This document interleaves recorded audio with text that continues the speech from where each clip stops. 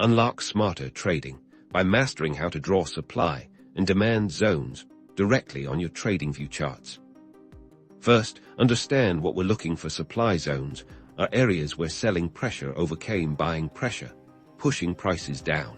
And demand zones are where buying pressure overpowered selling, driving prices up. We'll find these by identifying areas of significant price rejection. Navigate to the left-hand toolbar in TradingView and select the rectangle drawing tool. This is what we'll use to mark our zones.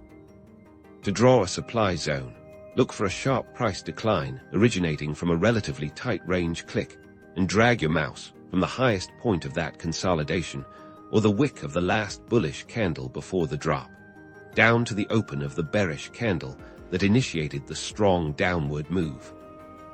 You've just marked a supply zone. This area represents potential resistance where sellers are likely to step in again.